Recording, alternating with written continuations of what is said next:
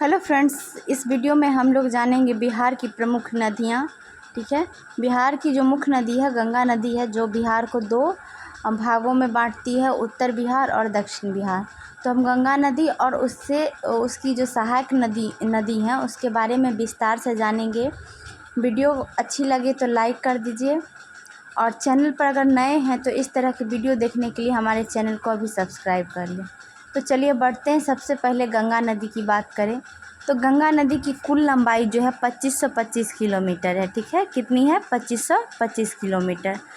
और बिहार में लंबाई की बात करें तो 445 किलोमीटर है बिहार में। ठीक है, और गंगा नदी 5 राज्यों से बहती है। ये कमेंट कीजिए कौन से 5 राज्य हैं। बिहार में इसकी लंबाई 445 किलोमीटर है। जल ग्रहण क्षेत्र की बात करें तो 15,165 वर्ग किलोमीटर है।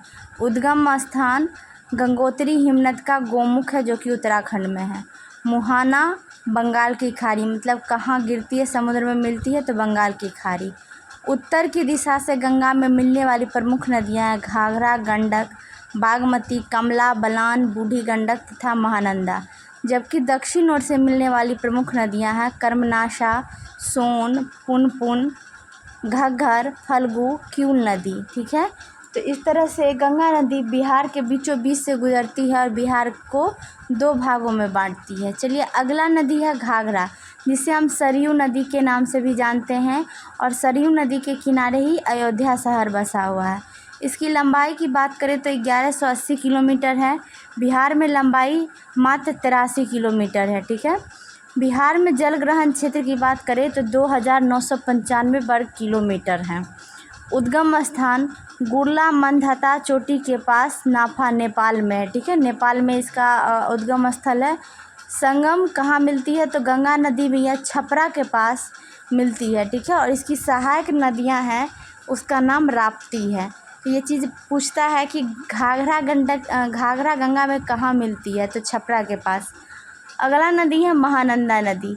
कुल लंबाई 360 किलोमीटर है। बिहार में लंबाई की बात करें तो 276 किलोमीटर है। कितना है? 276। बिहार में जल ग्रहण क्षेत्र इसका 6150 वर्ग किलोमीटर है।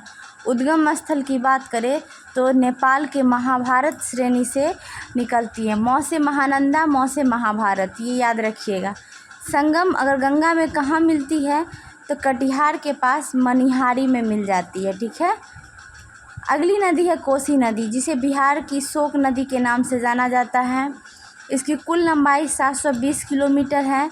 बिहार की लंबाई 260 किलोमीटर है। ठीक है, बिहार जल ग्रहण क्षेत्र 11,410 वर्ग किलोमीटर है।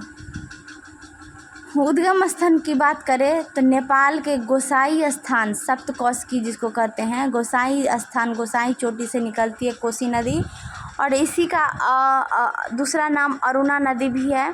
संगम पूछे तो गंगा नदी में यह कुर्सेला के पास कटिहार में मिल जाती है। अगली नदी है कर्मनाशा नदी। इसकी कुल लंबाई 192 किलोमीटर है। उद्गम स्थल की बात करें तो सारोदाग कैमूर में इसका उद्गम स्थल है। ठीक है, और गंगा नदी में यह मिलती है कर्मनाशा नदी, और कैमूर बिहार से ही निकलती है ये नदी। ठीक है, कुल लंबाई इसका 192 किलोमीटर है। अगली नदी है सोन नदी। सोन नदी की कुल लंबाई 780 किलोमीटर है। बिहार में लंबाई 202 किलोमीटर है। बिहार में जल ग्रहण क्षेत्र की बात करें 15,820 वर्ग किलोमीटर है। उद्गम स्थल अमरकंटक की चोटी है मध्य प्रदेश में। ठीक है, वहीं से यह सोन नदी निकलती है मध्य प्रदेश से। गंगा में कहाँ मिलती है तो दानापुर एवं मनेर के बीच में गंगा नदी में मिल जाती है सोन नदी। ठीक है, ये बहुत ही इम्पोर्टेंट क्वेश्चन है, पूछता है गंगा नदी में सोन नदी कहाँ मिलती है तो आपको हो जाएगा दानापुर एवं मनेर के बीच में। ठीक है, दानापुर में मिल जाती है। कोसी कहाँ मिलती है तो कुर्सेला कटिहार के पास गंगा नदी में मिलती है। अगली नदी है बूढ़ी गंगा नदी। ठीक है, तो बूढ़ी गंगा जो है आपको कुल लंबाई 320 किलोमीटर है। बिहार में लंबाई पूछे तो ये बिहार में ही बहती है 320 किलोमीटर। जल ग्रहण क्षेत्र 9,601 वर्ग किलोमीटर। उद्गम स्थल सोमेश्वर श्रेणी, ठीक है, जो कि पश्चिम चंपारण में सोमेश्वर श्रेणी से निकलती है। गंगा में जो है मुंगेर के पास मिल जाती है। सहायक नदी की बात करें तो पूछ देता है कभी कभी एग्ज़ाम में, तो याद रखिएगा डंडा, पंडई, मसान, कोहरा, बालोड़, सिकटा, तियूर, तिलाबे, धनवंती, अजानकोटे, ये सारे बूढ़ी गंडक नदी की सहायक नदियां हैं। अगली है गंडक नदी, ठीक है। गंडक नदी की कुल लंबाई 630 किलोमीटर है। बिहार में लंबाई की बात करें तो 260 किलोमीटर है। बिहार में जलग्रहण क्षेत्र कितना है? 4188 वर्ग किलोमीटर है। और गंडक नदी का जो उद्गम स्थल है वो अन्नपूर्णा श्रेणी के मानग, मोट और कतांग के मध्य है, ठीक है। बिहार की अगली नदी है बागमती नदी, ठीक है। बागमती नदी की कुल लंबाई 597 किलोमीटर है। बिहार में लंबाई की बात करें 394 किलोमीटर है। जलग्रहण क्षेत्र 6500 वर्ग किलोमीटर है। उद्गम स्थल महाभारत की श्रेणी नेपाल में है, ठीक है।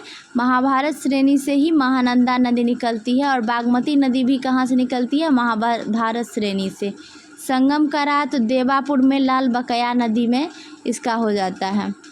सहायक नदी इसकी पूछे तो विष्णुमती नदी, लखनदेई नदी, लाल बकया नदी, चकनाहा नदी, जमुने नदी, सिपरीधार नदी, छोटी बागमती और कोला नदी, ये सारे बागमती नदी की सहायक नदियां हैं, ठीक है। और यह गंगा में कहाँ मिलती है? तो देवापुर में। अगली नदी है कमला नदी। कमला नदी की कुल लंबाई 328 किलोमीटर है। बिहार में लंबाई की बात करें तो 120 किलोमीटर है। जलग्रहण क्षेत्र कितना है? 4488 किलोमीटर स्क्वायर, ठीक है। उद्गम स्थल ये भी महाभारत श्रेणी नेपाल से निकलती है, ठीक है। तो महाभारत श्रेणी से कौन कौन निकलता है? महानंदा, बागमती और कमला। अगली नदी है अजय नदी। ये दक्षिण बिहार की नदी है। कुल लंबाई इसकी 288 किलोमीटर है। उद्गम स्थल बटवार मतलब जमुई में इसका उद्गम स्थल है और संगम गंगा में पश्चिम बंगाल में होती है। अगली नदी है पुनपुन नदी। पुनपुन नदी की कुल लंबाई 200 किलोमीटर। बिहार में जलग्रहण क्षेत्र कितना है? 7747 वर्ग किलोमीटर। उद्गम स्थल की बात करें तो छोटा नागपुर पठार मतलब पलामू, छोटा नागपुर पठार से निकलती है। संगम इसका फतुहा के पास गंगा नदी में मिल जाती है। अगली है फल्गु नदी। इसी का नाम निरंजना नदी है। बुद्ध भगवान को ज्ञान प्राप्ति फल्गु नदी के किनारे हुआ था। कुल लंबाई की बात करें 235 किलोमीटर है। उद्गम स्थल उत्तरी छोटा नागपुर पठार हजारीबाग में है, ठीक है। और गंगा नदी में ये फल्गु नदी मिल जाती है। ये सारी थी बिहार की प्रमुख नदियाँ। आई होप आपको वीडियो पसंद आया। वीडियो को ज़रूर लाइक करें।